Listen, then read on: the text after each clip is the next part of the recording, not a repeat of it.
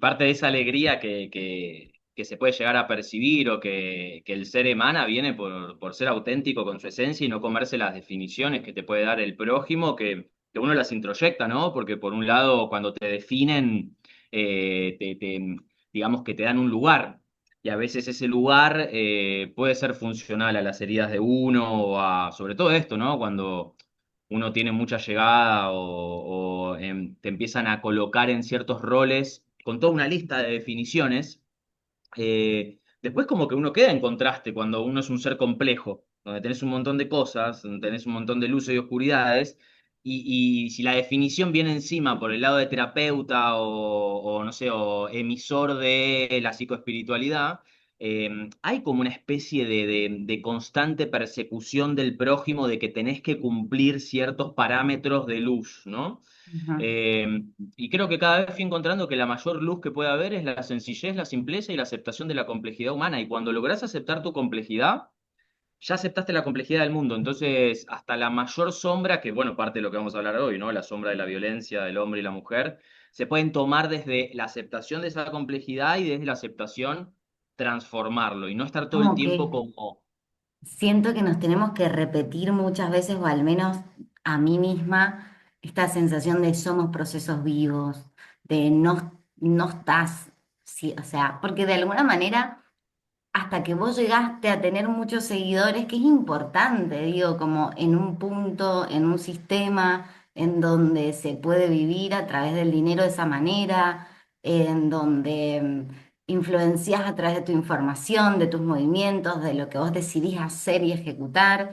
Es como importante en un punto, dentro de este área, como esta pata como de materializar, que está como muy desarrollada en lo humano, como esta inteligencia más mental que busca conquistar terrenos o que busca llegar a algo que no va a dejar de existir, pero al mismo tiempo una persona sensible y que se ha empezado a dar cuenta como de estas cosas que después como contala, si tenés ganas, obvio, ¿no? Porque también son procesos íntimos, eso también, ¿no? Como que uno se empieza, cuando está más simple, se empieza a mostrar más desnudo también frente a otros y eso también puede implicar cierta vulnerabilidad si no estás en un contexto que te cuida o que te puede percibir y sostener desde ese lugar.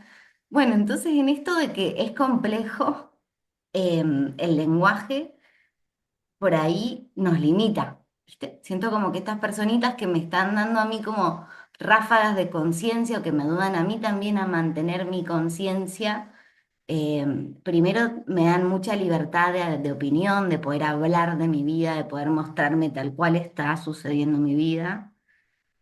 Por otro lado, tienen esto de que el lenguaje queda chico, Y entonces el todo ser el es tiempo hay que ambiguo. estar.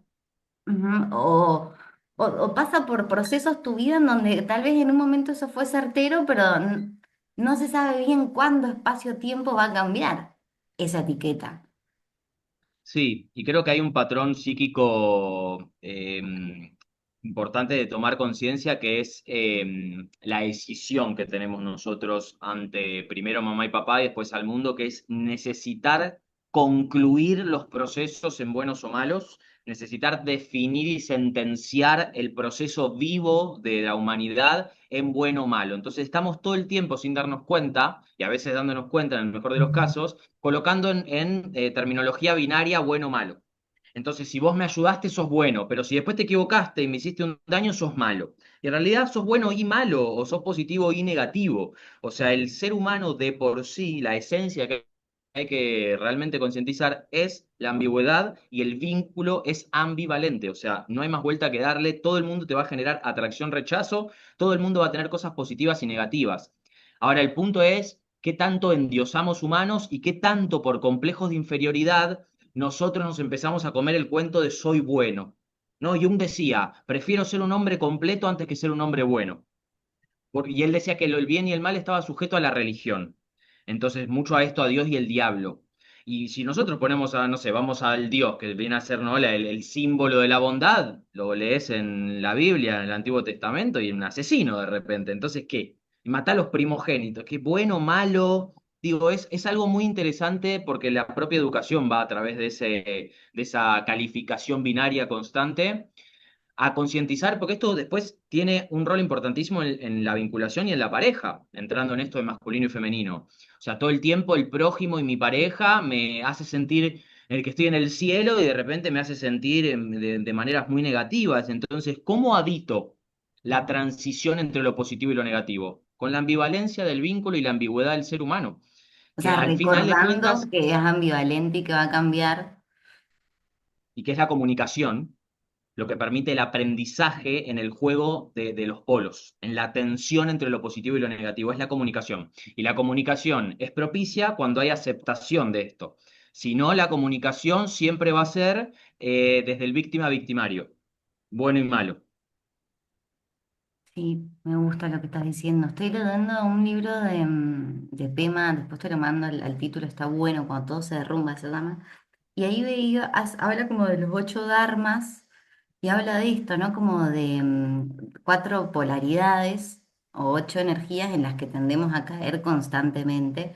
Mm, Y una de estas es eso, como placer y disgusto, sentimiento de fama y sentimiento de no ser nadie, sentimiento de como de alabanza o de alabar y después como de criticar y como que nos gustaban los polos positivos y no tendemos a disfrutar del dolor, de la crítica, como que no hay un espacio para eso, pero después digo, no es que no, ¿viste? Por ejemplo, el chiste, la risa, la gracia, una persona que te hace reír, que tiene el don de la risa tiende esta tendencia a agarrar esos 4 puntos y reírse de la misma, como tiene como unas ciertas actitudes o aptitudes que tienen que ver con algo que se puede manejar en la matriz, como que está, como por decirte, técnicamente se podría trabajar y es comunicación y sirve como para mejorarse a uno mismo.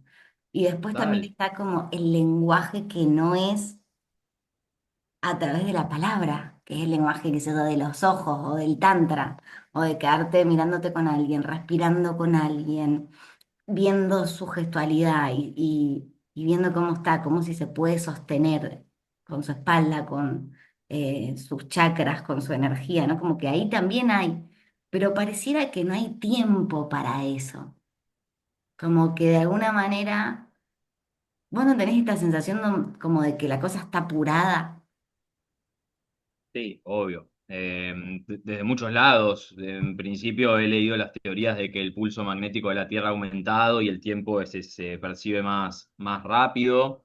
Escuché esto para comprobarlo, que había unos monjes que construían unas velas, donde durante toda la historia construyeron las mismas velas que duraban 24 horas todo el día. Y ahora esas velas les duraban todo un día y un rato del próximo día. Como que hay algo con el tiempo que está sucediendo, que puede ser que sí, que esté pasando como más rápido. Y después, bueno, todo el acelere de la productividad y la tecnología. Porque viste que el tiempo es súper relativo y cuando uno la pasa bien, se te pasa rápido. Cuando estás, no sé, como decían, si un minuto te parece poco tiempo, hace una plancha, ¿viste? El ejercicio que te pones así para hacer abdominales, que un minuto parece una hora.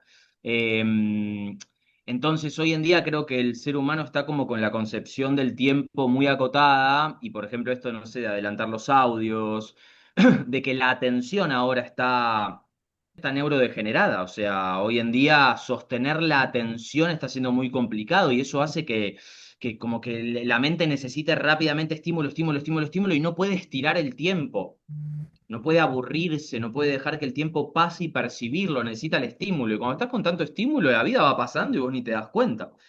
Entonces sí, Eso creo que hoy en día podríamos uno de las mayores decirle, creo perdón, que te de los mayores digo, actos contraculturales es hacer nada. Como el Wu Wei del Tao, o sea, animarse a no hacer, a no producir en los términos realistas, ¿no? Donde uno pueda. Pero es muy importante, es contracultural hoy en día, cuando parece que todo el tiempo tenés que estar produciendo. me encanta, me encanta. ¿Vos creés que los saltos que has dado en tu vida profesional han tenido que ver con hacer un movimiento contracultural? Sí, absolutamente. Creo que a mí siempre me costó acoplarme a la tradición o a la cultura normal, a la norma. ¿Cómo es tu Em, carta? Contarle a la gente y a mí que no me conozco. ¿Cómo? ¿Cómo es tu carta? Mi carta astral, tengo Sol en Virgo, ascendente Acuario, Luna en Virgo.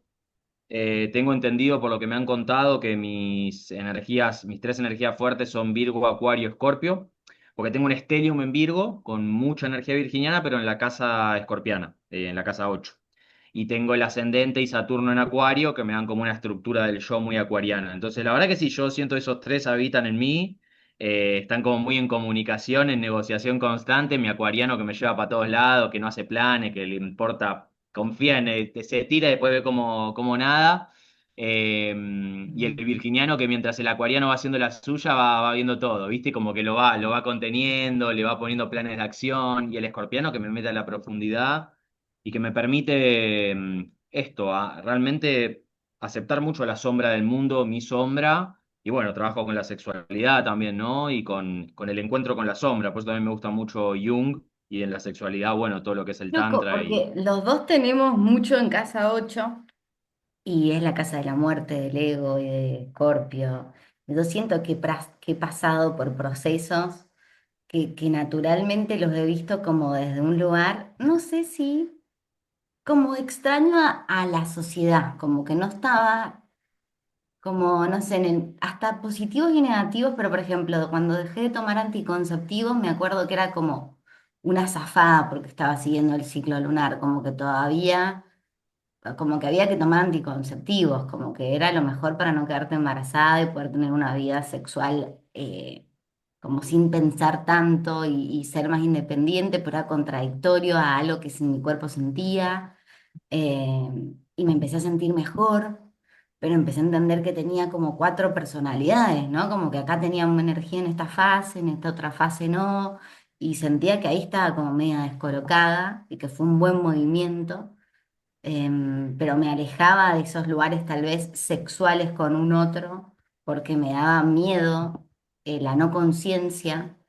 Em, Después también creo que como un trauma, la muerte, esto de matar a mamá, que siempre también me ha gustado como a papá también, vos me contarás tal vez de papá, para vos que sos hombre, tal vez la figura paterna ha influido más. Pero esto de matar a mamá para mí fue como importante y cuando mi mamá tuvo un accidente y ese trauma destapa después en terapia un trauma anterior a eso, que fue que recordé de un abuso que tuve de chica a los 15 años y que no lo recordaba. Y te voy tirando porque son como cosas que quiero que hablemos para dar esto del homicidio de Agostina que me pareció como un montón en las redes, quiero decir, digo, como que sentí que tenía que dar mi opinión, que estaba importante darla, pero que no me sentía identificada con ningún flyer, que no tenía tiempo para hacer un contenido rápido, em, que no era la forma de la que quería tratar el tema, ¿viste? Em, entonces digo, bueno.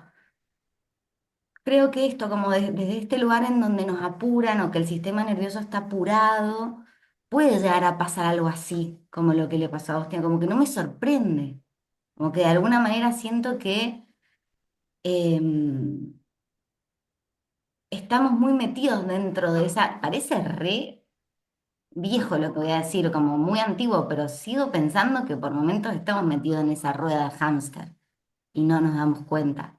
Y como que hasta creo que la vida va a ser así siempre y tenés que darte cuenta, salir, volver, ¿no? Como que el flujo es naturalmente así, pero te das cuenta y bueno, tenés la posibilidad de salir, tal vez, tomar algo, qué sé yo, darte cuenta, volver a entrar, porque no sé si está mal estar en el flujo mientras estás en el flow, ¿no? El tema es estar en el flujo sin querer estar en el flujo, transformarse, hacer alquimia, ¿cómo no hablar de estos temas? Pero al mismo tiempo, bueno, ubicarlo siempre dentro de un lugar para mí esto es serio e implica por lo menos una llamada de 45 minutos con un otro en donde también yo pueda tener una contrapostura para construir, ¿viste? Eso para mí implica conversar del tema, como no dar datos curiosos y ya. Yo creo que lo primero que traes es una de las cosas más importantes a desglosar, que es esto con tu propia experiencia, ¿no? Con 15 años yo tuve responsabilidad, decías. Hasta llegaste a decir, ¿no? Un 50 y un 50. Nunca un menor de edad tiene tanta responsabilidad como un adulto porque no tiene la capacidad madurativa, intelectual, emocional o moral para tener el mismo porcentaje que un adulto. Es el adulto el que debe velar por la seguridad del niño y comprender de que puede tener actos que no son del todo coherentes o racionales, pero por una cuestión no solamente de desarrollo psíquico, sino de desarrollo neurológico. O sea, estamos hablando que la corteza prefrontal, que es la parte ejecutiva del cerebro que te determina las consecuencias de tus actos, se termina de desarrollar a los 25 años.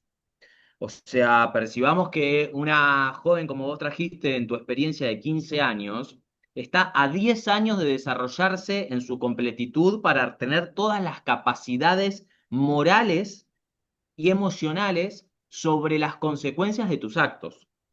Entonces, creo que hoy en día, si hay uno de los grandes males que está haciendo la sociedad en líneas generales, con bajadas de línea muy directas, es el otorgarle al niño, niña, adolescente, joven, una responsabilidad y una capacidad y una autonomía que no le corresponde en decisiones que en cierto punto terminan generando, si nos ponemos a hablar de la sexualidad, una hipersexualización, por ejemplo, que hace que en su ingenuidad y en su inocencia normal de un niño, niña, adolescente, se acerquen más a que los adultos responsables que estén desequilibrados aprovechen esa hipersexualización, sea de posturas, de ropa, de música, de lo que sea, no como una responsabilidad del niño o niña, sino como una consecuencia de una matriz social que está primero bajando contenidos y propuestas de hipersexualización y ¿Y segundo, qué sentís queriéndole dar que, cada vez cuál es más el autonomía concepto al de niño. hipersexualización? Eh, Conceptualmente no que lo sé. ¿Cuál es? o sea, la hipersexualización viene a ser como un conjunto de manifestaciones del ser, que pueden ser desde vestimenta, gestos, posturas. O sea, por ejemplo, si yo me pongo a hacer la entrevista así y te hago toda la entrevista así, yo acá estoy hipersexualizado. ¿Por qué me estoy poniendo como un felino que te voy a hablar todo seductor? ¿Por qué? Entonces, ¿qué es lo que nosotros vemos en Instagram? ¿No? Todo el tiempo esto. Esto es una postura hipersexualizada, donde lo que sucede es que en la psique, si esto se empieza a armar desde las infancias con una cantante de reggaetón haciendo que niños de 5 años a 10 años meneen con temas de música que están hablando de sexualidad, lo que se empieza a armar en la psique es mi valor social es igual a mi valor sexual.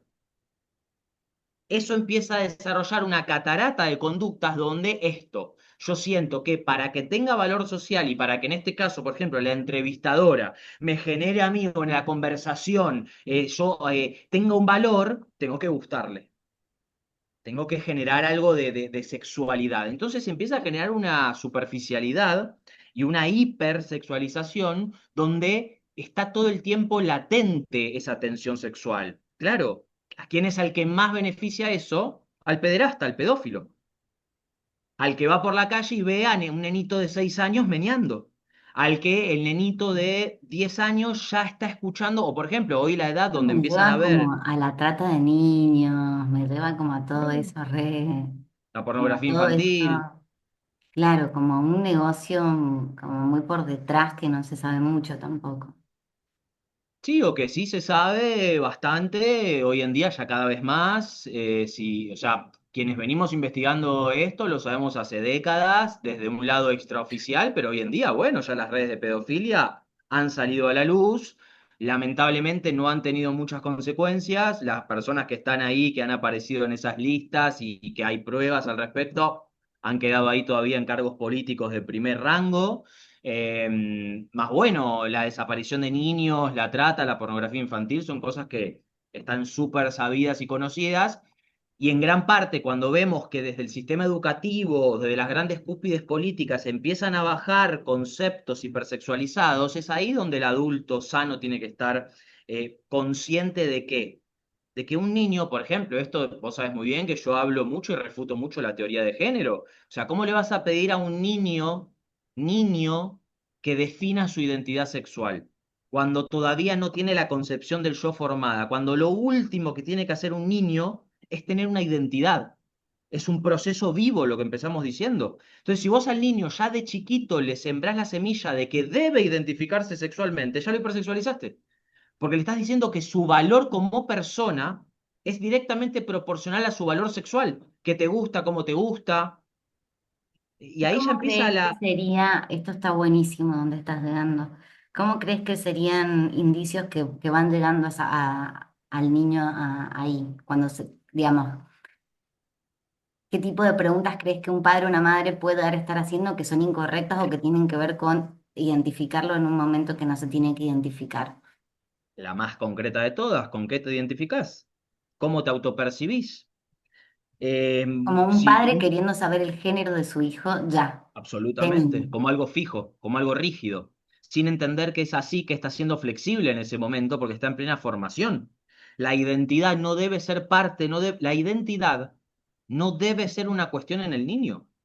El proceso que le genera al niño referencias que lo hagan sentir en un constructo progresivo, llegar a decir, che, esto me gusta, pero a ver, nosotros lo sabemos como adultos, ¿cuántas cosas nos gustaban hace 2 años y hoy no nos gustan? ¿Con cuántas cosas nos autopercibimos hace... Yo me autopercibí en un momento budista con el pelo rapado y yo decía que yo soy budista, me autopercibo budista.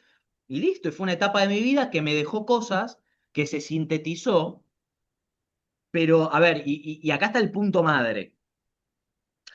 Si nosotros nos vamos a la autopercepción en un niño que todavía se está autopercibiendo como un montón de cosas porque está en plena experimentación de la vida, como hasta un adulto puede estarlo, ¿qué es lo único objetivo donde sí todos podemos decir desde que nacemos hasta que morimos que somos y que nos podemos autopercibir?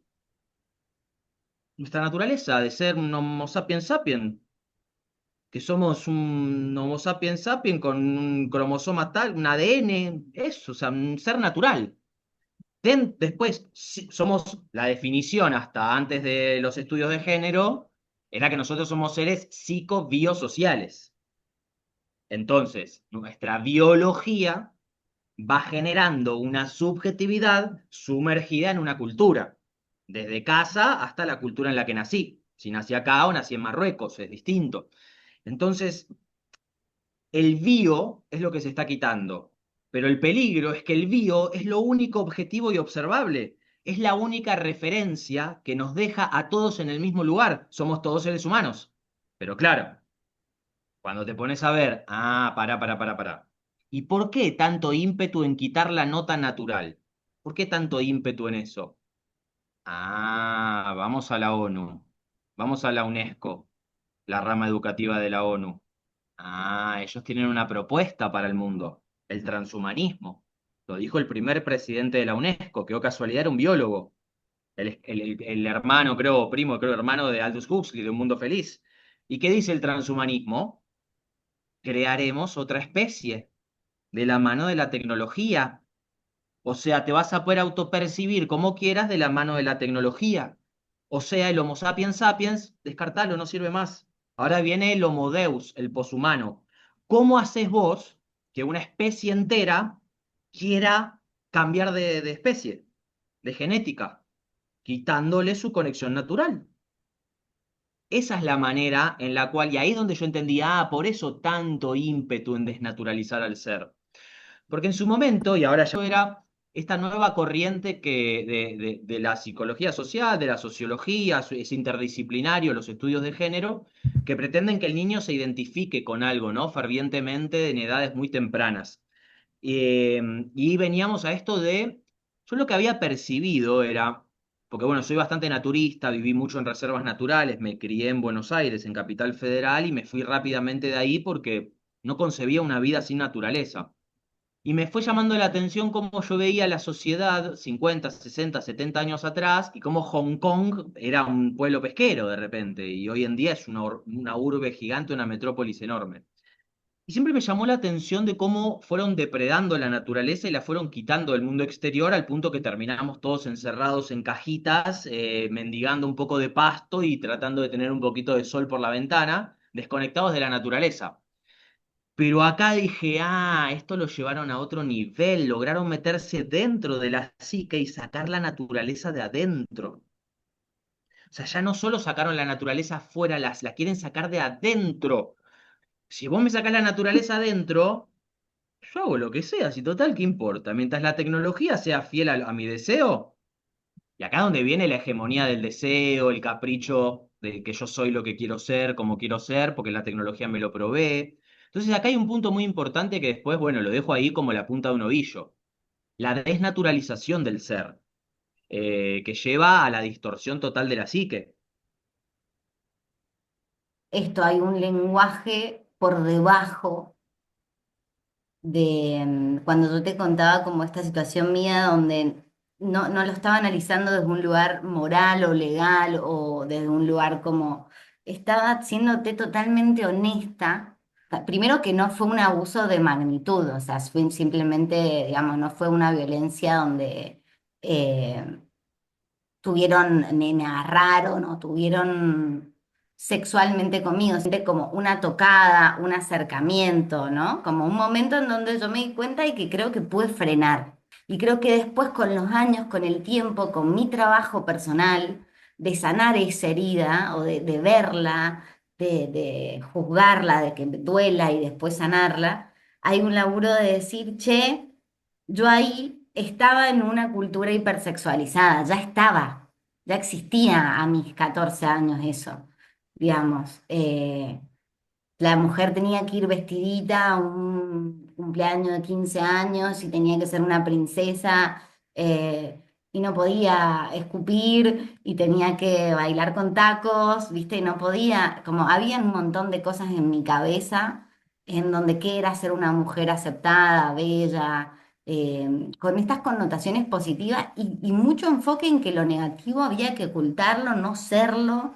Entonces también es como que digo, nos hemos criado ahí, o al menos yo he nacido ahí. Cuando me he dado cuenta, es como que no me he enojado con lo otro, sino como he dicho, claro, yo soy la que puedo hoy cambiar, ¿no? Como hoy la que puedo aportar desde esto de decir, qué loco que me junte a hablar con vos y veo que de repente llegamos, no pensé que íbamos a dar a hablar de los niños o de lo que está haciendo la sociedad o desnaturalizarnos o sacarnos de este lugar que al mismo tiempo siento que lo re necesitamos como este lugar natural, pero, pero al mismo tiempo no sé si te pasa cuando te escuchás y te lo hago como una pregunta que se pone todo como en un lugar que parece que nos están controlando, como que te escucho y digo, ay, alguien nos está controlando, nos está haciendo ir para este lado, porque ¿quién de estas personas que estamos así conversando no está tiempo en el celular, que tal vez es en exceso? Digamos, tenés que estar todo el tiempo midiendo no irte para el otro lado. El otro día que pusiste, che, dejo el celular, me voy a la naturaleza, porque de alguna manera eso también te da, no sé si de comer es la palabra, pero también te da algo la sociedad hoy, como que te da esa parte económica. Entonces, ¿cómo hacemos para cambiarla si, che, yo veo que hay cada gente más inteligente en el sentido de que se está preguntando lo mismo y que está sintiendo que le hace mal eso? Sí, creo que el concepto que puede englobar eso es la hegemonía, ¿no? La hegemonía cultural. O sea, hacer un diagnóstico de dónde está la hegemonía y a dónde está yendo. Si vemos la hegemonía cultural hoy en día, no creo que esté yendo a ningún lugar positivo. Es lo alternativo, lo que más propone alguna especie de descanso de este ritmo y de esta crisis social que estamos viviendo. Creo que estamos igual en un colapso civilizatorio, creo que estamos en una de las crisis sociales más grandes de los últimos tiempos y también está bueno esto que empezamos hablando en el principio de la charla, la aceptación, ¿no? Tampoco podemos hacer el David versus Goliat y morir en la crítica o la paranoia, porque hoy en día la realidad es que la hegemonía tiene mucho poder y está muy grande. Que no es en las polaridades, que la cuestión no está en una o en otra, sino como en el camino del medio, ¿no? como el enemigo Sí, integrando. Pero para eso necesitas ver las dos. y esto que vos dijiste, o sea, si nosotros vemos cuál es la verdadera prisión, es la voluntad. O sea, es el consumo que aporta a eso, ¿no? Como decía, creo que Einstein es la frase, el mundo no se destruirá por aquellos que hacen el mal, sino por aquellos que ven y no hacen nada. Y hoy en día hay un estado de alienación, que lo entiendo desde lo psicológico, porque hay una abrumación de cosas, porque hay un ritmo que no es natural, que está haciendo que justamente haya ya una pereza cognitiva y ya es como una especie de rendición para el lado negativo. Y Tanto lo que esto, como decís. estamos viviendo realmente una crisis social, creo que lo primero que hay que hacer antes de querer cambiar el mundo es realmente mirar adentro en esta complejidad humana que decíamos al inicio. O sea, muchas veces, como dicen, cuando señalo afuera, no, tres dedos me apuntan a mí. O sea, todo bien con estar viendo a la sociedad, te lo dice un psicólogo social que se dedica a la lectura crítica de la sociedad, o sea, pero hay que mirarse primero adentro, antes de querer cambiar el mundo. Tengo que yo estar libre en en mi elección, tengo que tener una soberanía energética, una soberanía cognitiva, una soberanía emocional, y si yo soy una persona cargado de, no sé, de adicciones, compulsiones, que no puedo dejar el celular, que no puedo sentarme a meditar ni 10 minutos, que vivo totalmente desconectado de la naturaleza, ahí, si no cambio ese mundo es muy raro que cambie realmente el mundo exterior.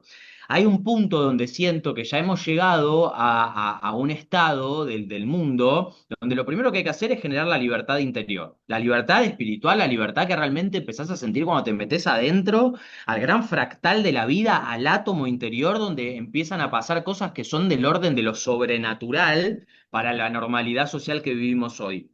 Cuando entramos en ese plano, entramos en el plano cuántico.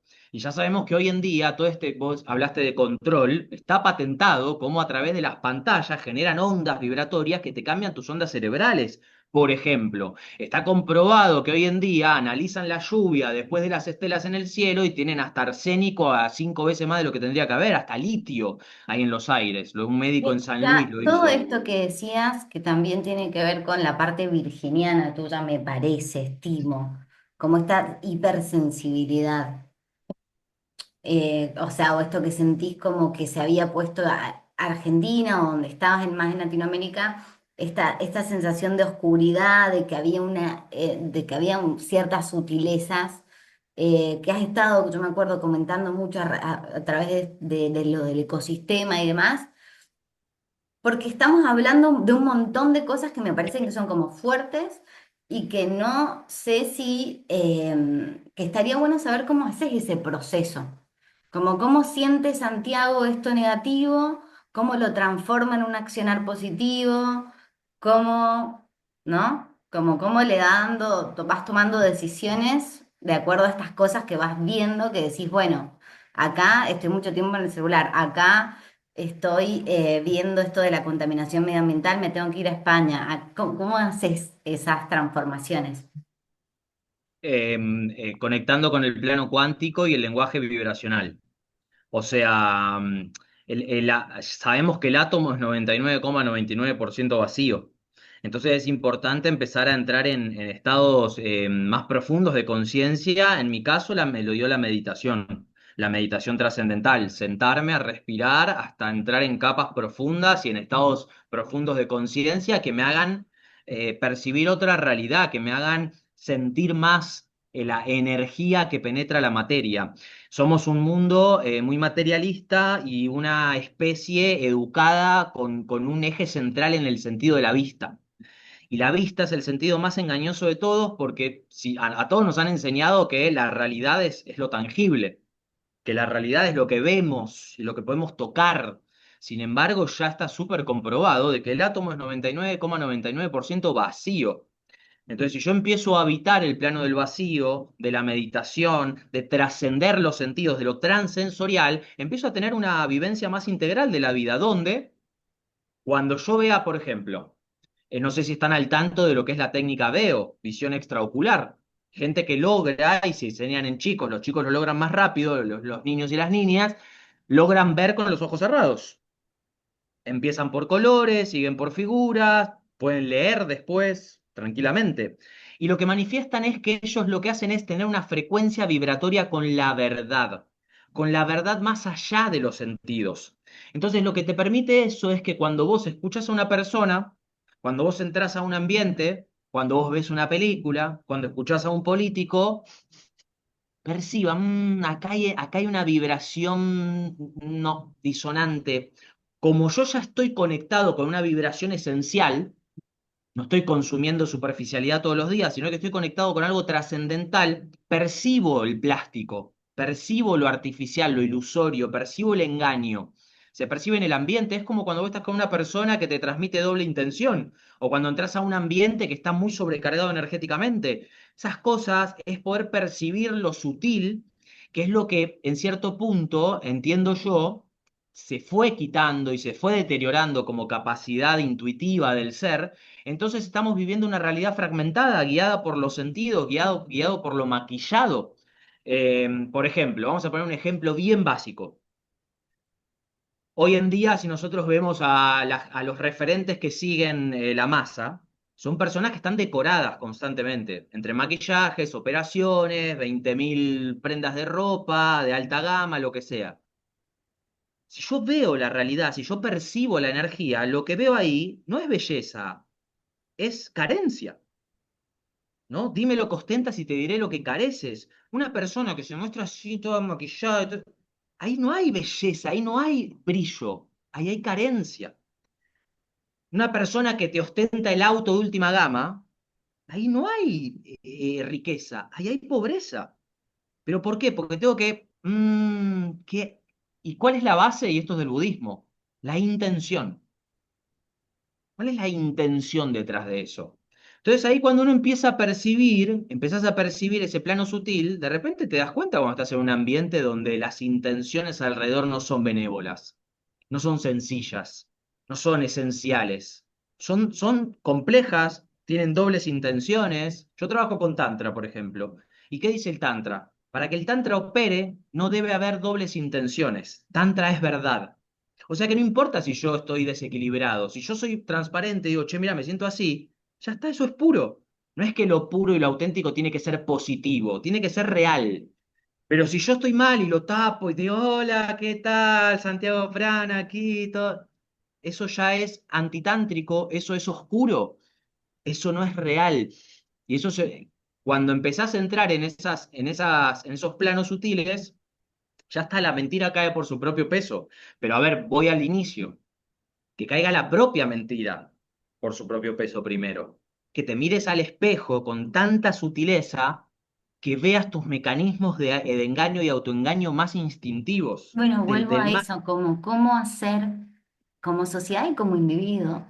A ver si puedo llevarlo como a ese lugar. No, no importa si nos llegamos, ¿eh? Me encanta lo que estamos charlando, pero digo, cuando uno se da cuenta de algo que está haciendo por un doble sentido, porque se comió lo hegemónico, porque le vendieron el cuento, lo que sea, y te das cuenta, te duele, porque decís, ah, me la comí y encima adentro no lo siento, no me hace vibrar esto, ¿no?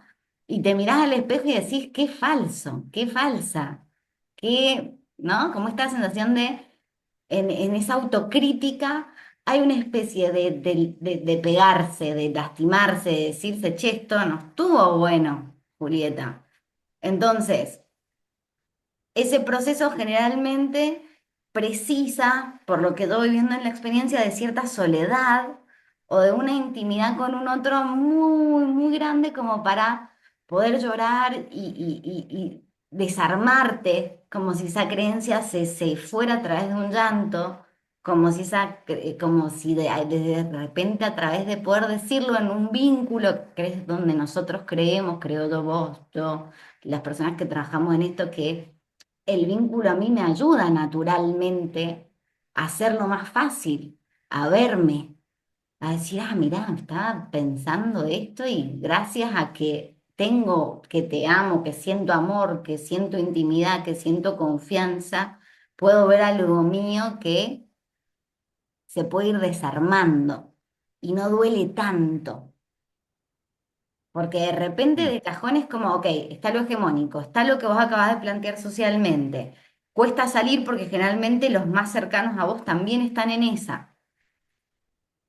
tenés que, de alguna manera, aprendimos a usarlo, ¿no? O por 30 años aprendimos una dinámica que empezás a deconstruirte, a desaprender, diría Irene, una consultante, como que ya sentía que estaba empezando a desaprender, que su ejercicio más arduo era desaprender, ¿no? Como esto de sacarse cosas. Y desde ahí decir, bueno, ¿y cómo hago? Porque yo creo que lo que está costando entre hombres y mujeres es ese encuentro de la vulnerabilidad, como que siento que hay tanto para decirnos en esencia que de repente nos encontramos y es un desborde, porque es como que nos tenemos que desarmar de esto del maquillaje, de la ropa, de los cinco sentidos, y como si fuese una sensación de asfixia cuando habla otra cosa que no es los sentidos, como si fuese una sensación de ¿dónde estuve viviendo? ¿Viste? Como esta Mm. sensación de encuentro. Entonces, devuelvo esta pregunta íntima para cómo lo laburás cuando te estás dando cuenta vos. Porque heridas van a haber constantemente, digo, en vamos hacia la armonía. Y la respuesta para mí es la desidentificación, también herramienta budista. El budismo es uno de los grandes referentes de la purificación del yo, de la alineación del ego a la conciencia, de que tu canal esté realmente conectado a la conciencia y no al engaño y a la mentira. De hecho, es ahí donde viene, vos decías, el dolor. Sí, claro, tiene que doler. Sí, tiene que doler. El dolor es inevitable, el sufrimiento es opcional, uno de los conceptos de Siddhartha Gautama Buda. El dolor es inevitable, no, no hay chance, no hay forma de zafar de eso. Más si hubo una construcción sobre el engaño. El sufrimiento es opcional y el sufrimiento va a ser directamente proporcional al grado de identificación que tenés con ese yo. Por eso cuando vos entras en estados profundos de conciencia, te das cuenta que, yo soy una nebulosa, yo soy un polvo de energía, yo no soy este mono. Este simio es un canal. Y este simio es un monito que fue aprendiendo dentro de una cultura desnaturalizada, con padres neuróticos que no han hecho nunca terapia, hizo lo que pudo y salió esto. Y dentro de esto, pará, esto más así, esto más asá, esto más así, ahí va y me voy encontrando un poco más. ¿Pero con qué me voy encontrando? ¿Con mi mejor versión? Con la conciencia, con mi mejor canal, con mi canal más liberado, es como una manguera. Una manguera no tiene que considerarse agua, tiene que estar lo suficientemente libre para que el agua fluya a través de ella. Pero si la manguera empieza, yo soy el agua, yo soy el agua, yo soy el agua, no, hermano, hermana, no sos el agua. El agua es la conciencia donde un pedacito entra por vos. Vos sos una manguera, que tu trabajo es liberarte para que el agua fluya a través tuyo y puedas regar los mil jardines de la vida. Empezando por el tuyo, sin duda. Pero ahí también hay, porque el monito se siente tan chiquitito que apenas ve un atisbo de Dios, ya quiere ser Dios. Entonces empieza con esto, empieza como a inflarse, inflarse, inflarse y nace el ego espiritual. Lo que, ¿cómo es que les llamaba Jung? Lo estaba enseñando el otro día. Bueno, Jung habla de esto en la psicología del yoga Kundalini, donde Mm, habla de esto, de cómo el ego utiliza a Dios para su propia inseguridad y para enaltecerse. Y en realidad lo principal es reconocer que no somos nada y que somos absolutamente prescindibles y que somos recontra impermanentes, que somos una amiguita en medio del vasto mundo y en medio del vasto desierto de la vida, y que ese ser nada en realidad significa un montón. Ese ser nada es cumplir con un propósito enorme, que es ser un canalcito de la vida. Y ahí nos vamos potenciando entre canales y nos vamos poniendo cada vez más juntitos, más juntitos, más juntitos y armamos un canal así. Y ahí bajamos una sociedad en armonía, y ahí materializamos una comunidad autosustentable, y ahí materializamos una crianza en red. Pero justamente por eso, porque ahí está otro de los grandes me re gusta lo males que de la estás diciendo. sociedad. Y Divide y reinarás, viene por eso. Divide y reinarás es porque uno solo no puede hacer tanto. Esto decía David y Goliat. No, no, no, no somos tanto, pará, pará. O sea, somos más parecido al chimpancé que a Dios.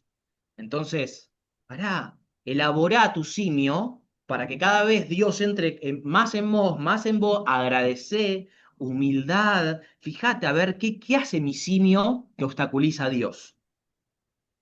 Y ahí me voy realmente criando, autocriando. Y cuando me quiero dar cuenta, soy una manguera súper liberada, donde todos los días riego la conciencia y donde hago mi aporte al mundo.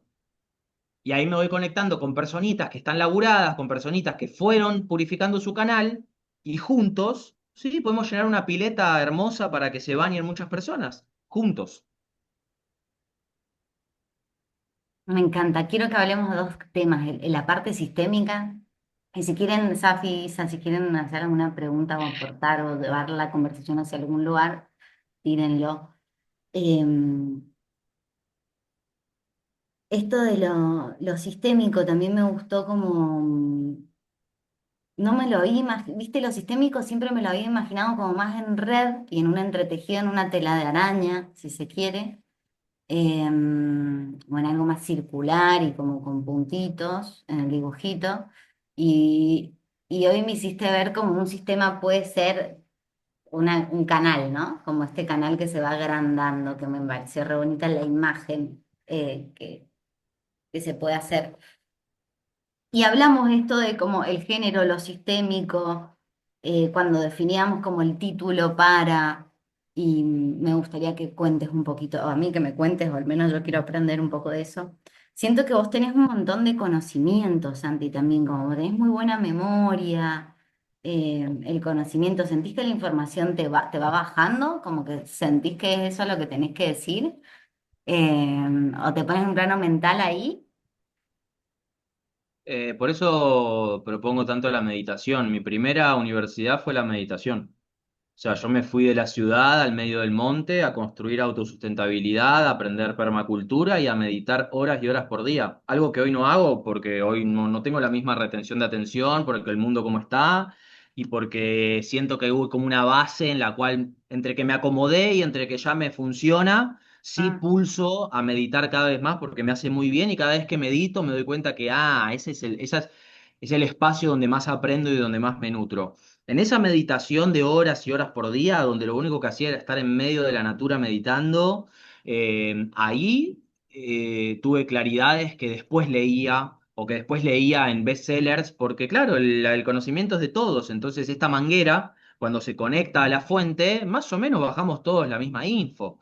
Entonces, eso creo que me ha preparado la tierra fértil para que las semillas del conocimiento se arraiguen siempre y cuando tengan la coherencia con esa vibración. Porque después hay conocimiento que ni me acuerdo porque tal vez eso no me resonó tanto o no lo pasé tanto por la vivencia. Y creo que, ¿por qué tal vez también te resonó estas mangueritas, ¿no? Que van armando un gran canal? Creo que la red de telaraña no es tan real, es más un ideal, porque somos seres individuales en una paradoja entre la individualidad y lo sistémico. O sea, somos seres que cada uno tiene su centro psicológico, mientras que al mismo tiempo estamos absolutamente forjados por la sociedad y por el prójimo y el vínculo, ¿no? No sabríamos ni hablar sin una asistencia social, no podríamos tener esta conversación. Siempre digo lo mismo, hasta el monje que se va al medio de la nada a meditar lo hace porque se lo contó otro monje. Entonces, la conexión social es clave en ese sentido. Y en la paradoja, cada ah, uno tiene su centro psicológico y cada uno conecta con la información y la sabiduría de distinta manera. Yo te digo medité, pero tal vez otra persona me dice, yo lo hice bailando. Otra persona te dice, mira, yo lo hice a través de, qué sé yo, de lo que sea, del surf. Yo cada vez que estoy surfeando una ola tengo revelaciones y gracias a eso soy una mejor persona y mi canal está más liberado. Lo que sea, no sé, cada uno con su canal. Creo que esa es la paradoja que la New Age no logró asentar y por eso no funciona ni funcionó. El querer que seamos querer ser Dios, ujú, querer ser una unidad en una dimensión que no es de la unidad, es una dimensión de la separatidad, donde hay cosas que nos unen y nos conectan. Y ahí, ¿qué nos conecta? El amor, primero, y la producción grupal, social. Esto, un conversatorio, una crianza. Cuando quise armar una comunidad, dije, no, claro, comunidad no, un centro de producción grupal, que cada uno tenga su casita, su individualidad, su propio canal, su propia manguera, en esto que dijiste vos, en el aislamiento, en la soledad. La psicología social dice, y esto lo llevo ahora a lo sistémico de hombre y mujer, me a gusta. mayor heterogeneidad en el grupo, heterogeneidad, distinción, diferenciación, Acuario. mayor homogeneidad en la tarea. O sea que cuanto más cada personita sea a sí misma y no queramos ser todos iguales, vestidos de blanco, todos con los mismos principios, como si fuésemos todos de la misma religión, no, cada uno con su impronta, cada uno con su canal, cada uno con sus placeres, cada uno con su conexión propia con Dios, más nos vamos a conectar en una tarea recíproca, en una tarea semejante, ¿no? Que nos represente a todos. Me encantó, no lo había Eh, escuchado nunca. Claro, ese es el principio de la salud grupal para la psicología social. Si vos querés tener un grupo sano, tenés que respetar la individualidad de cada persona y su propio canal, no que todos piensen igual. Como dice, cuando todos piensan igual, ninguno está pensando. O sea, tenemos que tener diversidad de pensamiento, diversidad de impronta, de fragancia, de formas. Tiene que estar el calladito, tiene que estar el charlatán, tiene que estar el superactivo, tiene que estar el aquietado, tiene que estar el que trabaja con el cuerpo y el que trabaja con el éter. Entiendo. Todo lo vimos. ¿En pos de qué? Bueno, el desarrollo de la conciencia y de la construcción dentro de lo que fue mi eje conductor Y la el tarea desarrollo de ahí, la o sea, porque conciencia vos decís, hace como mientras más heterogeneidad en el grupo, va a ser como que la tarea sea, de vuelta, decime ahí, como la tarea, a mayor heterogeneidad en el grupo, mayor homogeneidad en la tarea. O sea, a mayor valoración de la individualidad, mayor unión en la tarea. y la tarea a qué se refiere, porque es algo netamente funcional, ¿no? Como, Lo que sea, tarea puede ser lo que sea. Acá la tarea es generar un conversatorio sano, un conversatorio nutritivo. Esa es la tarea que nos propusimos nosotros dos. Nosotros nos propusimos cumplir una tarea. ¿Qué? Hacer un conversatorio. Ahora, si yo a los 20 minutos no paro de gritar y voy a decir, che, o sea, no, la verdad que no cumplimos la tarea. No pudimos hacer el conversatorio. Bueno, la tarea depende de lo que se propongan las personas. Puede ser construir una casa, puede ser armar autosustentabilidad, puede ser generar una comunidad para criar en red, puede ser armar un taller, lo que sea. Tarea refiere a una acción en conjunto, ¿sí? Algo a cumplir, un objetivo que nos una. La tarea es lo que une al grupo. me Cuando no hay encantó. tarea hay dispersión. Ok, Entonces, cuando no hay tarea hay me dispersión. ordeno. ¿Y qué es lo que pasa hoy en la sociedad? No hay una tarea en común. Estamos cada uno en sus propias tareas, cada uno en su propia carrera, no hay una tarea en común. Eh, entonces, creo que el famoso divide y reinarás que estábamos hablando es justamente por eso, porque si vos separás a las mangueras y no pueden regar tanto, cada uno va a regar su parcela. ¿Qué te Y después despierta, encima, Isa? La Isa dice muy interesante. Quiero saber qué le despierta. La Isa también está como en un lugar ahí lindo, activando su luz, su manguera. ¿Tenés ganas de hablar? ¿Podés hablar? Escribí por chat, si no podés sacar el micro.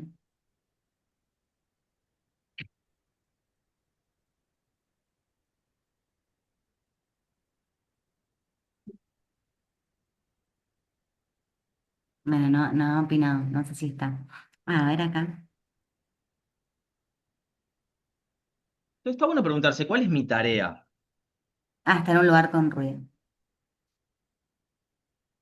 O sea, mi tarea, por ejemplo, mi Muy, tarea también me parece madre. como re loco, pero muy Virgo. O sea, es impresionante cómo puedo ver los signos de tu carta natal en tus formas de pensar, ¿no? Como esto de la tarea, el servicio, esto de lo acuariano, lo diferente, el no intentar esto, la era de Piscis, que ya fue, ¿no? Que es como más la era de Jesús, ¿no? La era de Piscis, que ya está, listo, ahora estamos en la era de Acuario y la era de Acuario es todo diferente y hay una cosa como muy importante integrar la polaridad con Leo, que Leo es como esa cosa más fija y la tarea de la conciencia o de la conciencia individual, cómo se va.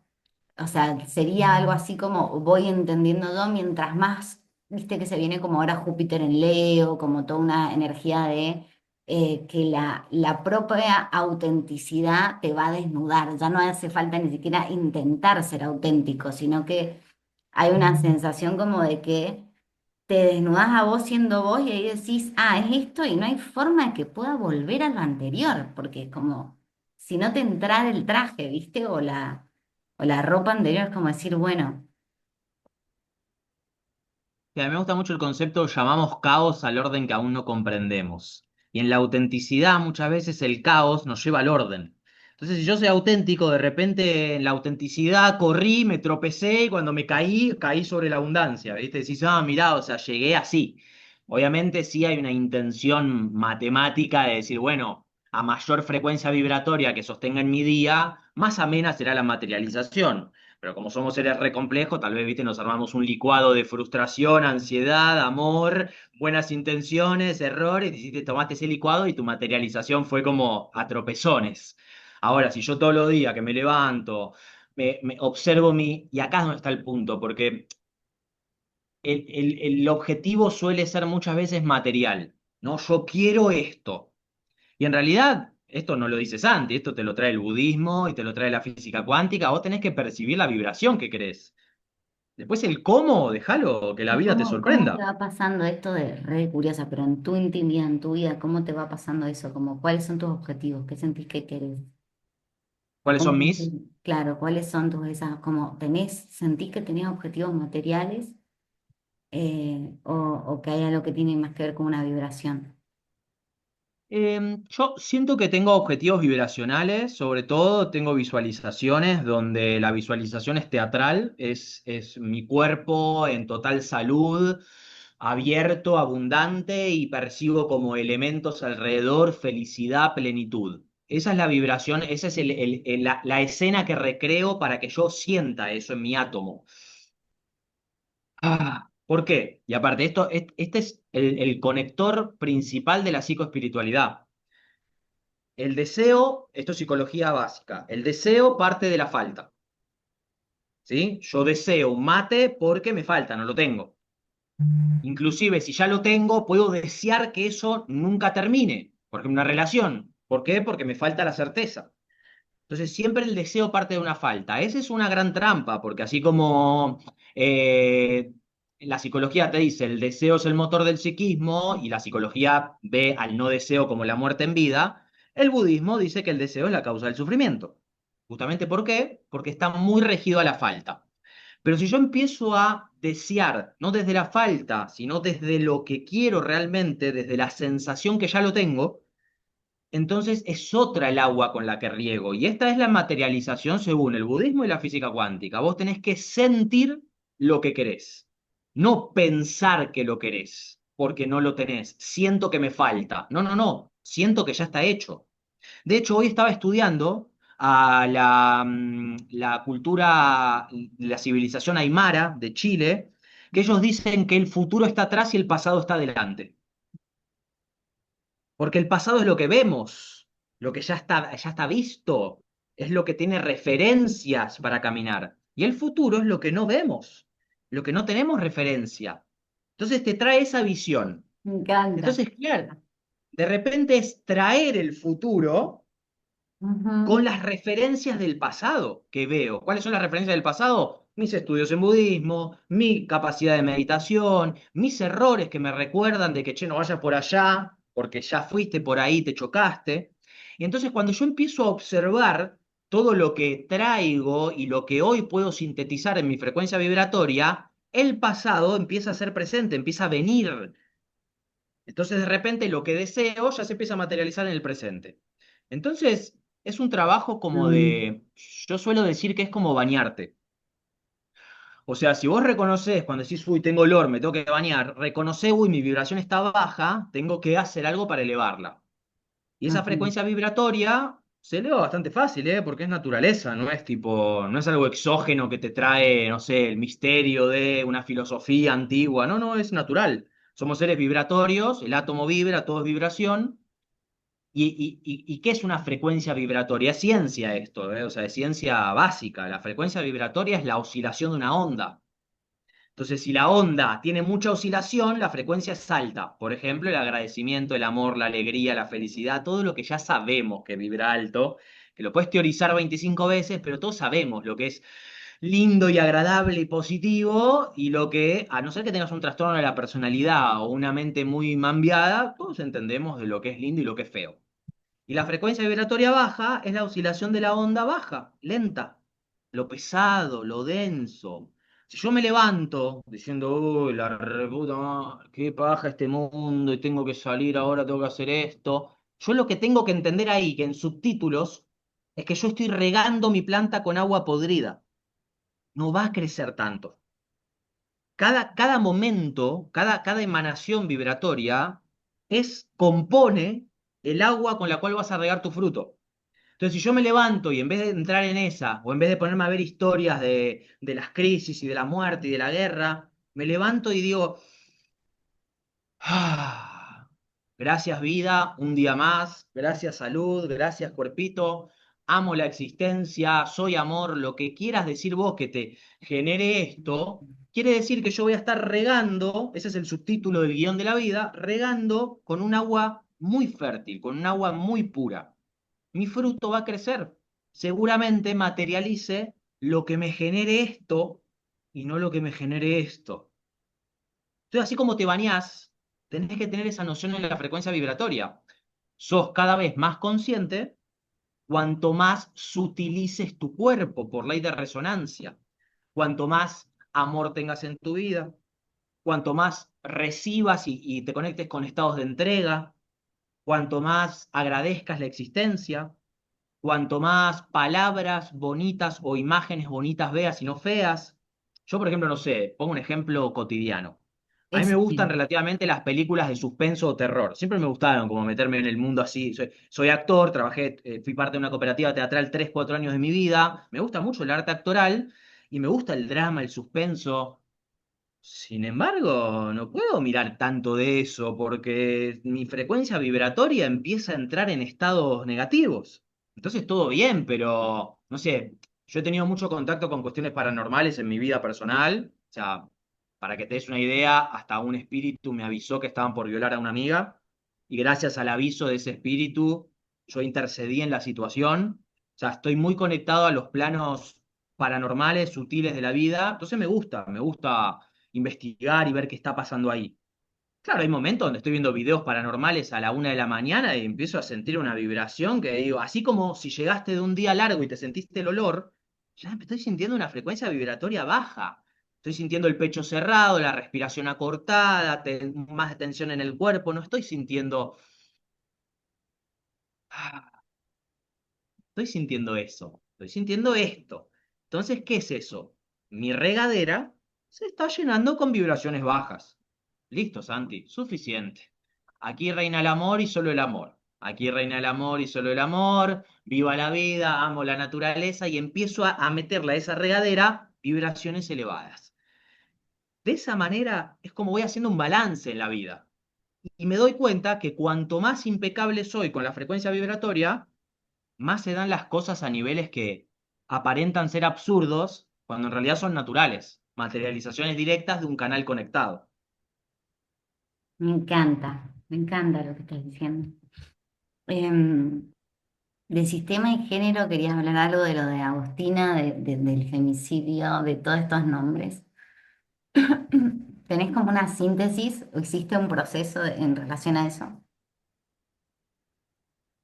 Eh, sí, creo que si algo a mí me demanda hoy la vida como hombre y como toda esta confluencia sistémica entre el hombre y la mujer que estamos viviendo, de hecho por algo me dedico al tantra, que es el culto al femenino, es la integración de la energía femenina y la valoración de esa energía dentro de este sistema actual.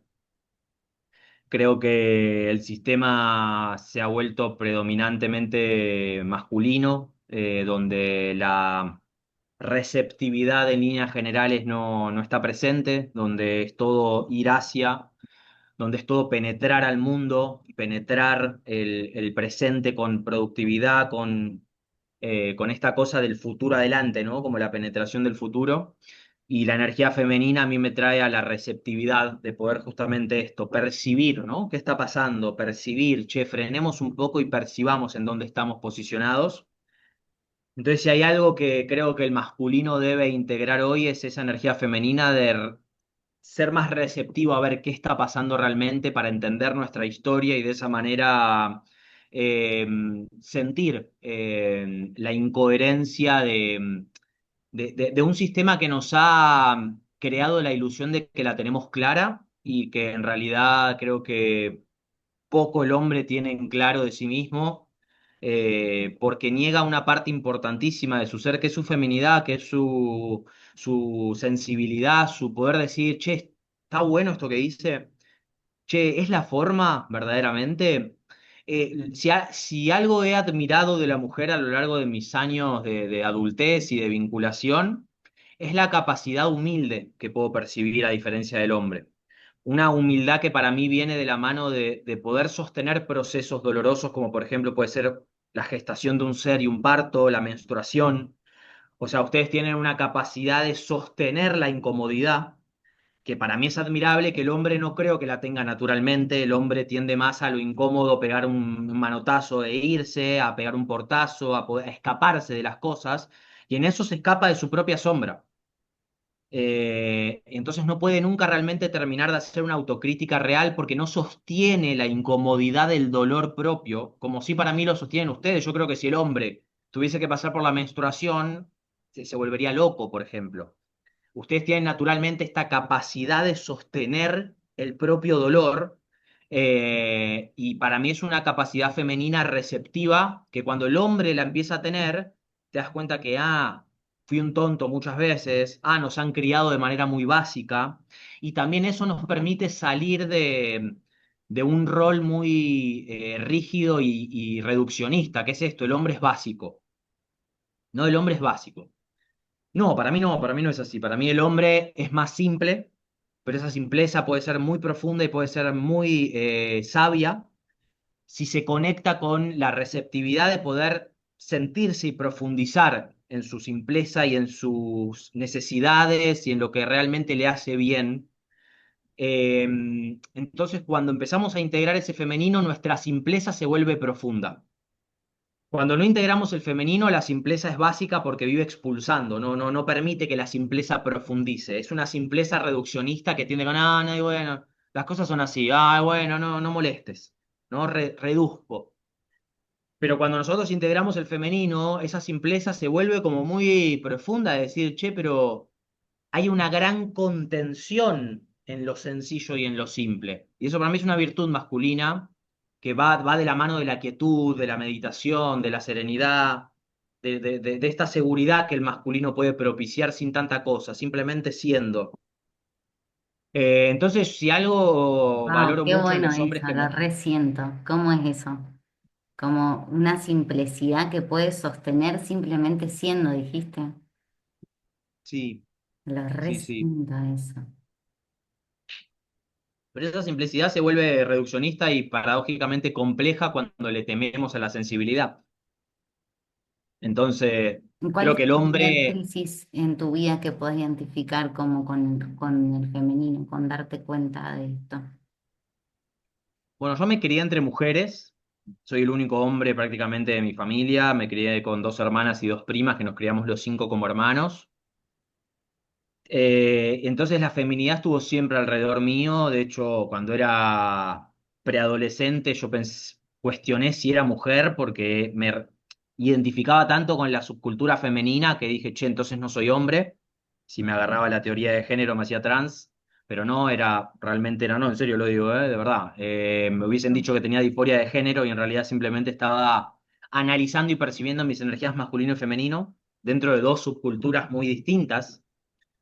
Entonces, siempre tuve la referencia de la comunicación, de la feminidad muy arraigada en mí, y no me ha costado tanto. Luego de adolescente sí tuve una época machirulo donde, claro, se ve que ahí tuve que validarme como hombre y me puse mucho más expulsivo y reduccionista.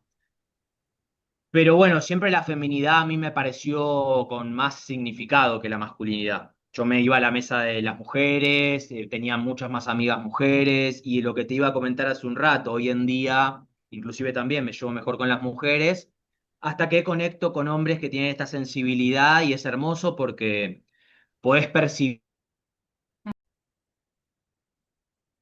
Algo que te gustaba mucho, estabas en esa. Y eso, cuando vos lográs coincidir con hombres que tienen su femenino integrado, entonces hay una capacidad para ordenar lo complejo. Esto que vos decís, lo virginiano, sí puede ser virginiano o es masculino. O sea, la capacidad de ordenar la complejidad, de simplificar un poco lo complejo, de poder ordenarlo de una manera amorosa, no por reducirlo, sino por calmarlo.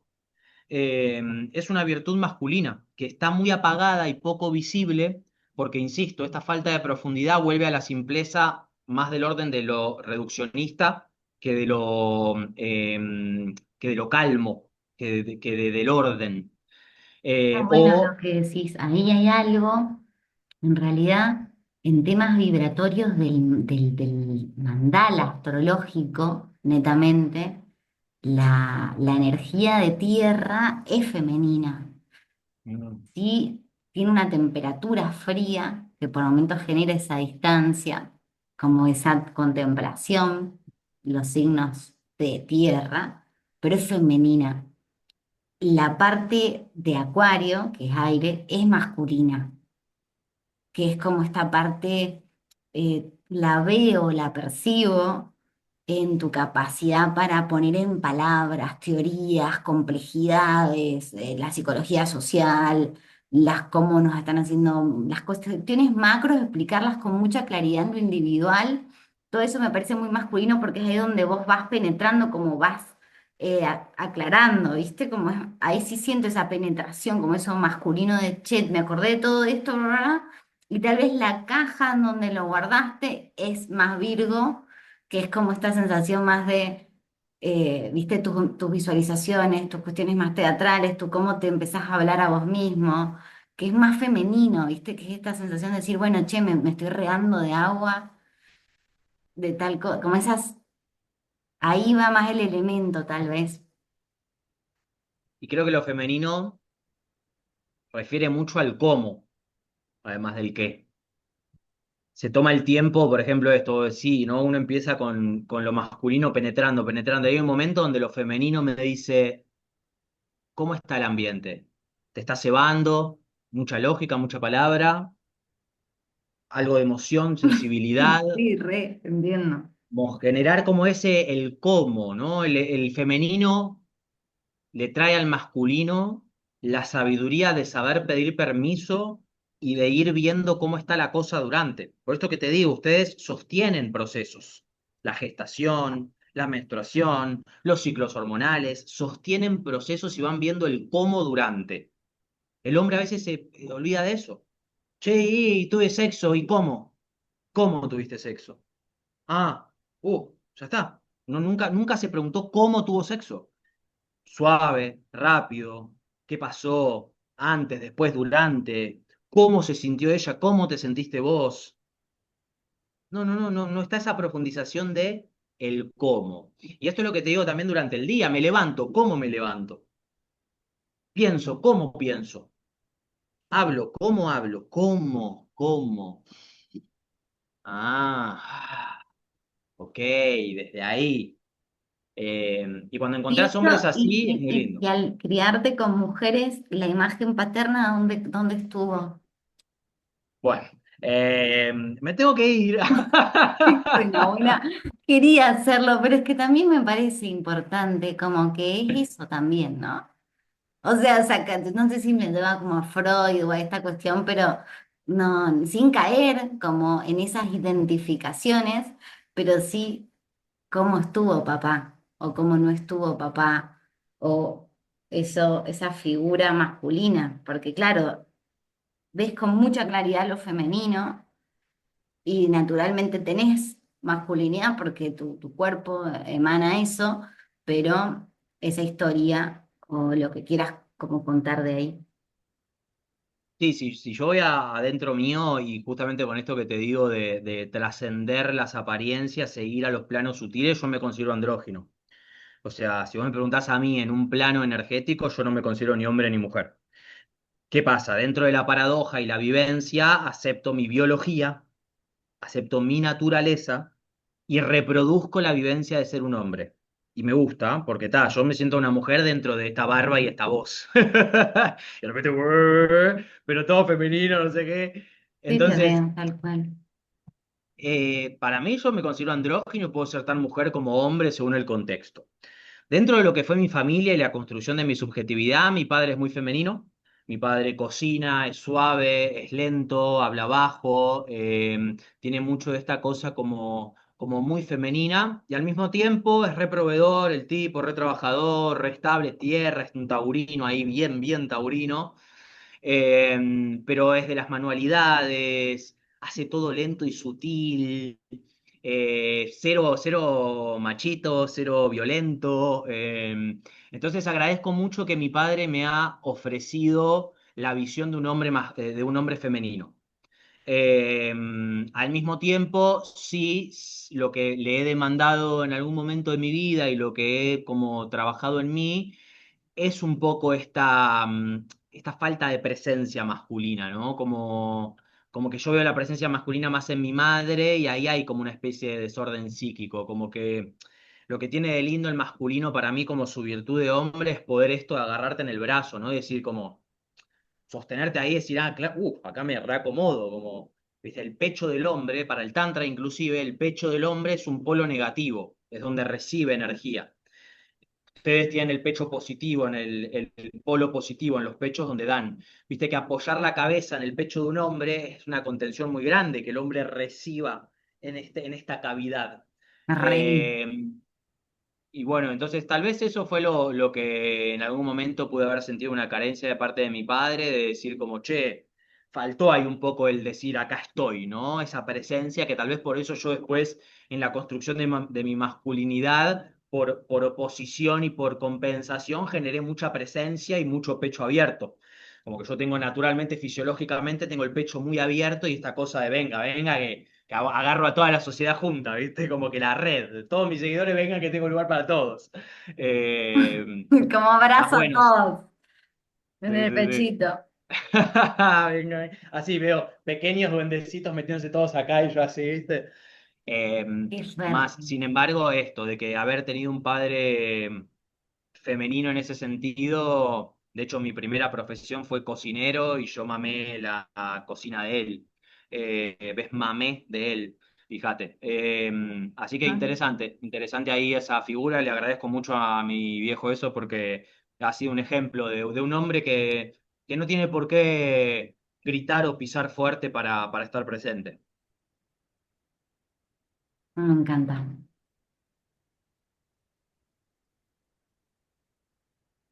Ya, si querés contar algo vos, decir algo, tenemos como un montón de cosas para hablar. Siento que no terminamos de llegar a lo de Agostina, ¿viste? No, no, nos fuimos por cualquier Como, lado, llevamos 3 horas de conversación.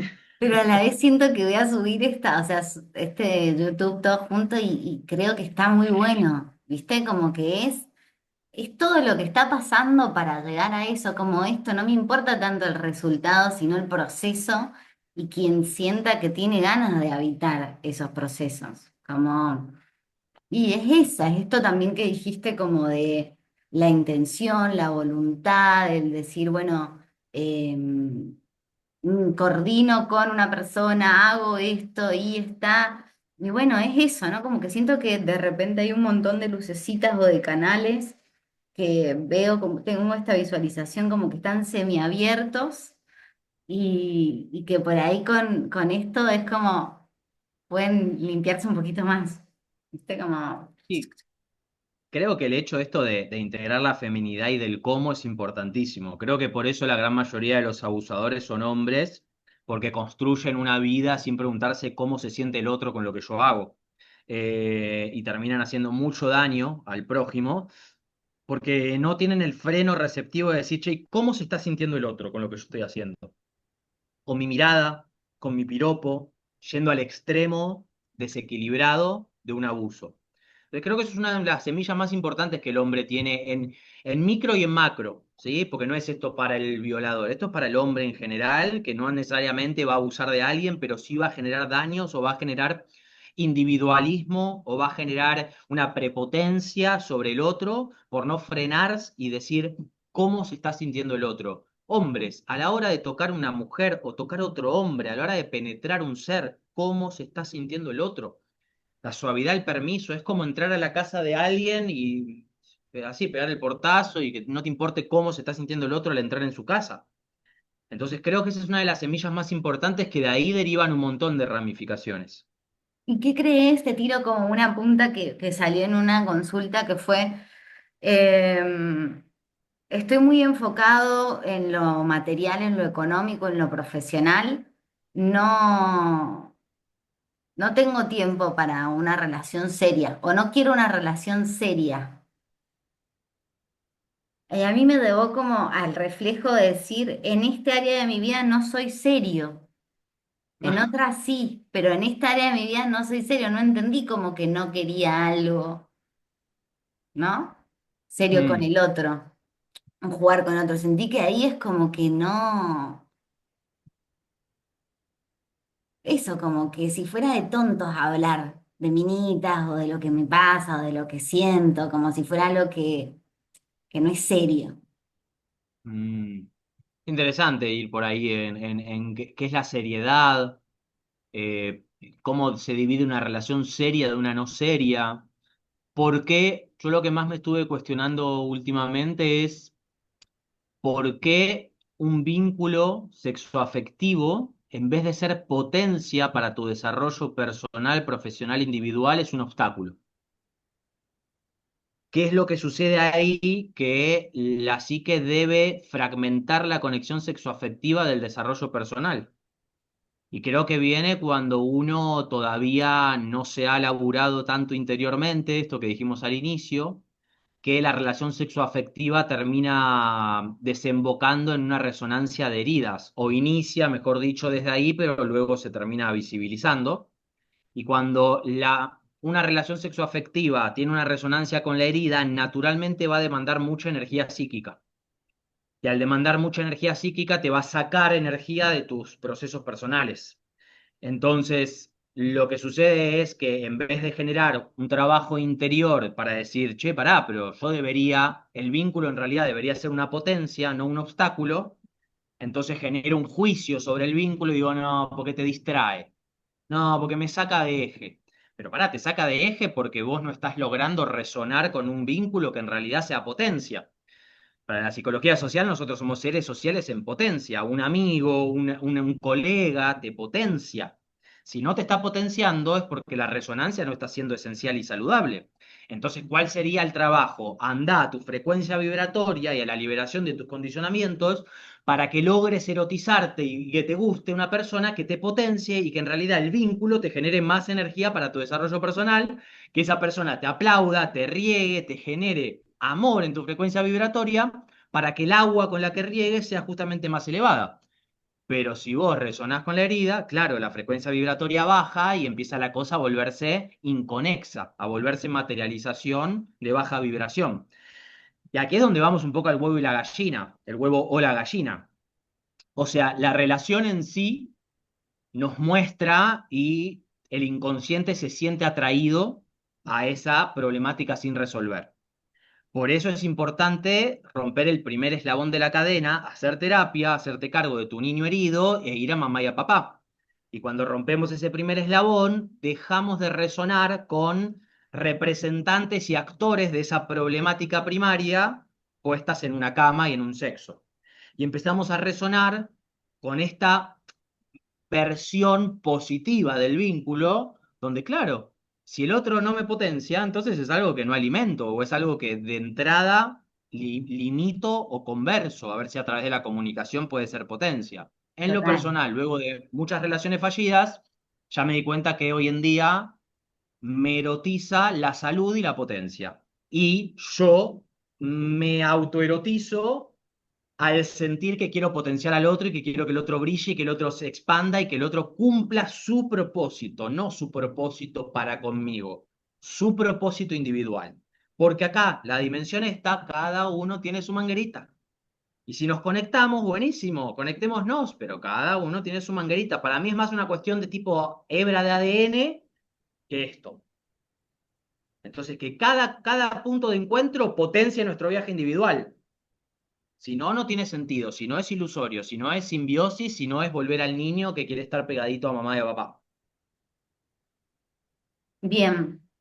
¿Y lo de Agustina, cómo lo relacionas?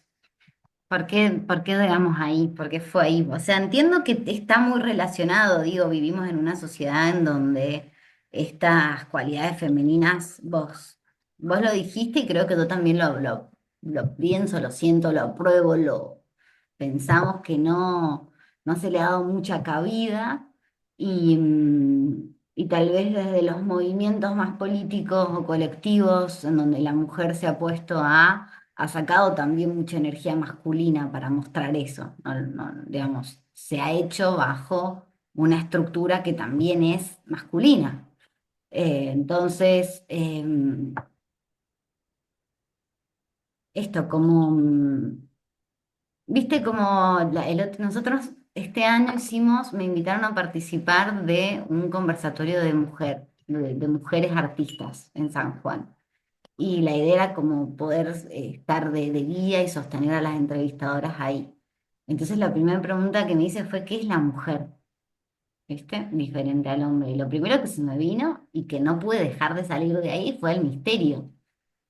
Como, como esto de, es misterio, es no sé qué es.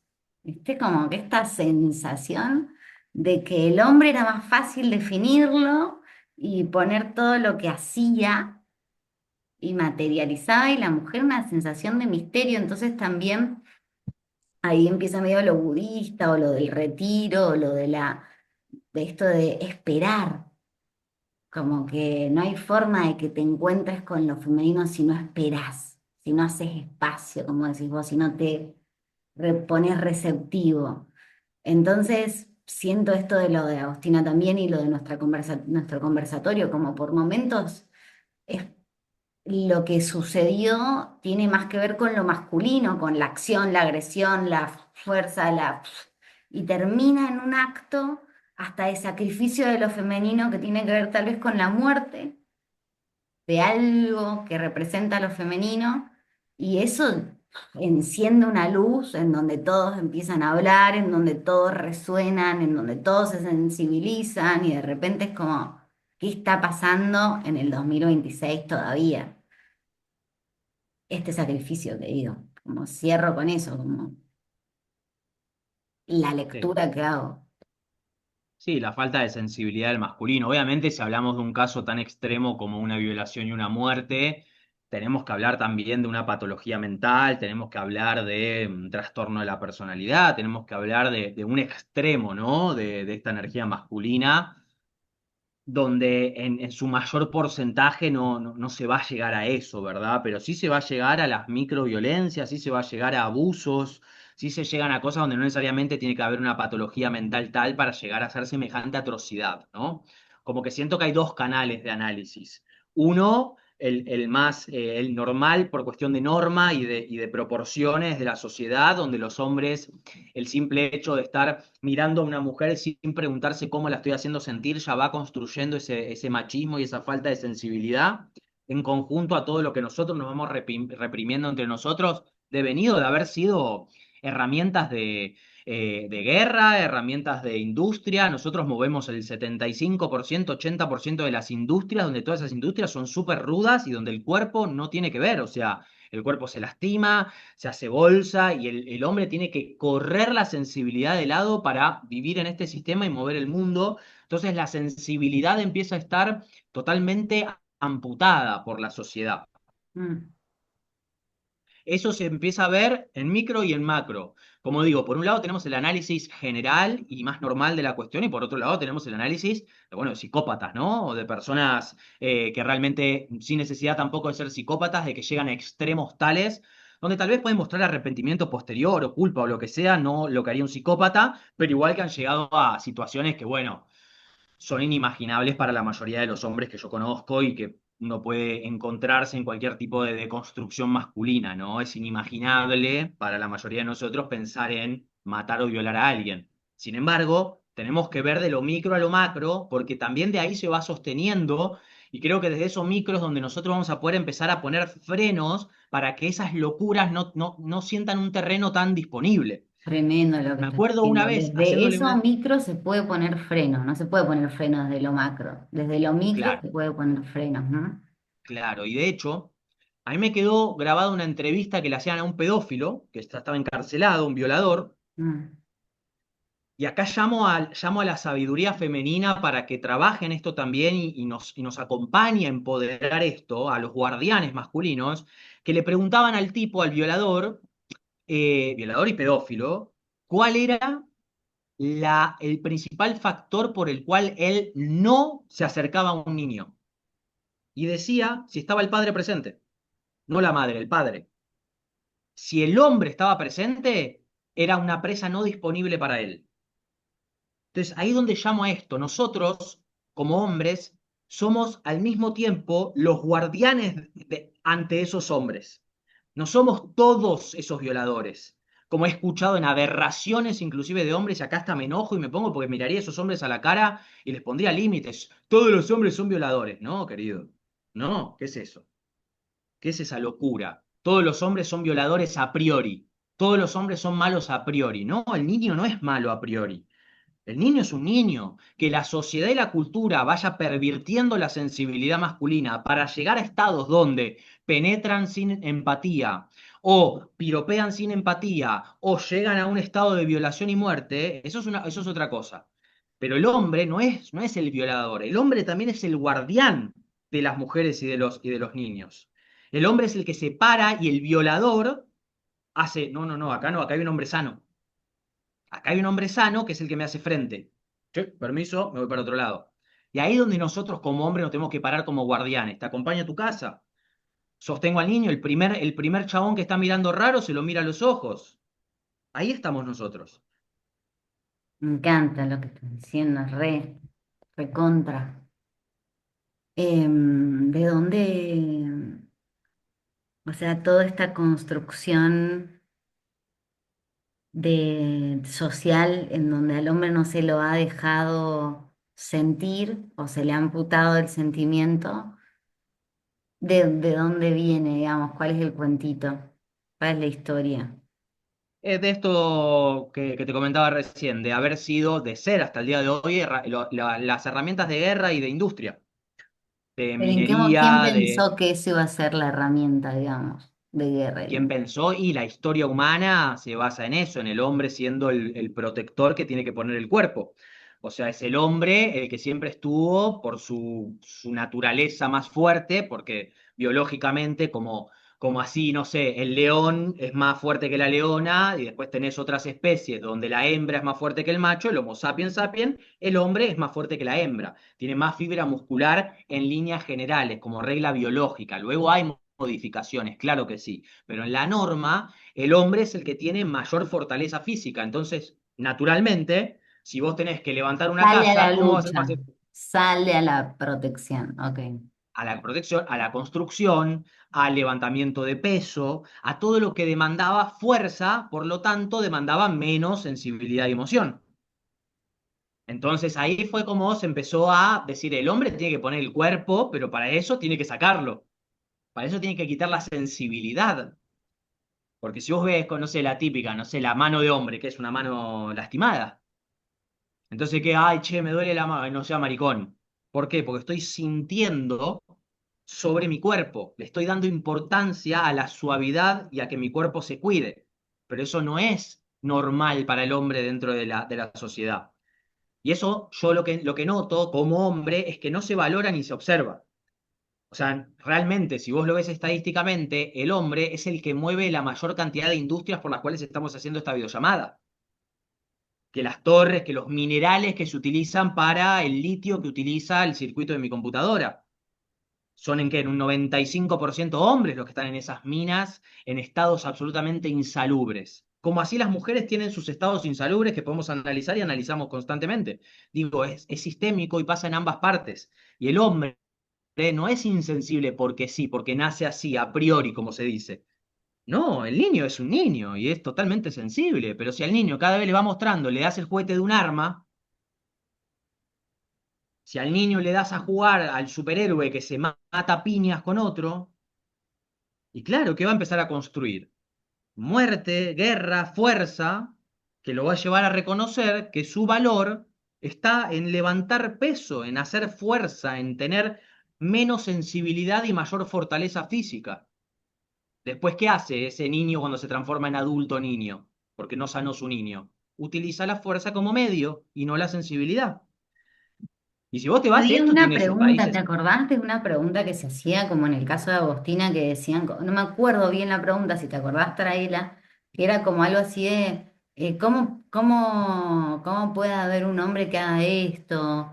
O, viste, como que salió un flyer con una pregunta que a mí me parecía como llamativa la pregunta porque provocaba, pero al mismo tiempo, como decía, el bueno de una persona herida, ¿viste?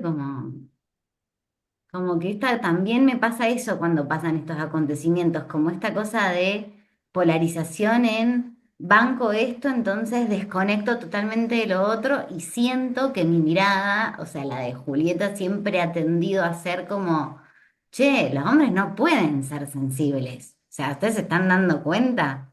Como de repente es como, todo bien, pero nosotras podemos ser sensibles, ahora podemos ser fuertes, ahora podemos ser independientes y de repente no están pudiendo, tipo, no tienen No, un canal para que eso pase. no, y peor aún, Juli, cuando nos ponemos sensibles nos dicen princesos ahora. O sea, el hombre se empezó a sensibilizar por necesidad sistémica y ahora un hombre sensible es un princeso. O sea, para mí es demencial ya Claro. el nivel de presión que hay sobre el hombre, donde nada va bien. De hecho, también he visto que ahora hay una amplia crítica sobre los círculos de hombres, como que ay, se juntan ahí los patriarcales a llorar por sus beneficios. Sí, pero como si lo que necesitamos es sensibilizarnos, es vernos, es abrazar lo que necesitamos. ¿Es eso lo que necesitamos para volver al sistema, ir a nuestro polo, Es que- entenderlo, sanarlo y así llegar al sistema? Lo de princeso para mí es absurdo realmente, o sea, es como, pero no entiendo al final, ¿querés al vikingo o querés al hombre sensible? De repente se arman los chistes y dicen el princeso, y el chiste es, ah, claro, se comporta como una mujer. Es como hace lo que hacen las mujeres, claro, porque integró su femenino, entonces tiene un poquito más de curva, de duda, regula más, se siente más ofendido, pues tiene más sensibilidad, o sea que espera, espera un poco más, pero de repente pasa esto, ¿viste? Como que entiendo que va de la mano de la herida que genera una alta demanda y un perfeccionismo ansiógeno. Pero bueno, es como al final termina habiendo un juicio sobre ahora la sensibilidad masculina también. Total, total. ¿Tenés como un referente que digas, esta energía masculina me transmite? Eh, Me dijiste que habías estado Shiva. escuchando a Alex Serra, Jiva. Bueno, lindo Alex Serra. No, mis referentes son más arquetípicos o no tan contemporáneos. Sinceramente, yo siento que hoy la gente contemporánea no hay nadie que admire, ni siquiera a mí mismo, no somos todos humanos en construcción. Pero a lo que te No, puedas no hay mucho referir, no me referente refiero como contemporáneo para mí. a una sensación de admiración, que me parece como ilusoria, sino como de referencia, ¿viste? Por ejemplo, voy entendiendo que va por este lugar equilibrado, voy tratando de entender que lo que estaba en mí polarizado se polarizaba en el afuera, entonces como mi core, mi centro es lo importante, como ahí voy, entonces hay referentes que tienen que ser todo el circo ha vuelto a ser un espacio que me transmite como el trabajo de equilibrio, ¿viste? Como algo más acrobático. Em, Todo lo que tenga que ver con el arte me parece que precisa de esas dos energías jugando en eso que vos veías o que marcabas. Entonces, como digo, esas referencias que te ubican un poquito, que decís, ah, bueno, ya hay alguien jugando así y también existe en la sociedad de algún modo y, Y si se puede vivir de eso también, ¿viste? Como eso, como si están teniendo un lugar, para eso un referente, no para admirarlo y decir quiero todo de esto y voy a ser como ella. No, no. No, pero sigo con la misma respuesta, Bella. No, no tengo ningún referente contemporáneo arquetípico, sí. Para mis referentes son el yin y el yang, Shiva Shakti, los principios masculino y femenino, la naturaleza. Hay una referencia en el mundo natural, en el sol, la luna, en la raíz y el tallo, en el complemento constante. Ujú, Por ejemplo, referentes que tengo antiguos, ancestrales, Buda representa para mí el masculino y Jesús representa el femenino. Buda con su pragmatismo y su alineamiento mental y Cristo con su amor y el cómo hacer las cosas, ¿no? Esto que decíamos. Tengo esos referentes arquetípicos que realmente son referentes de todos los días de mi vida, pero así persona no se me viene nadie. No, me encanta. Bueno, voy a grabar y voy a juntar estos videos y los voy a subir a YouTube, te lo mando. Gracias por dale. sumarte, por prenderte. Está buenísimo todo lo que puedo aprender, sobre todo me tenés re claro lo de o sea, re veo la psicología social en tu forma de comunicar, ¿viste?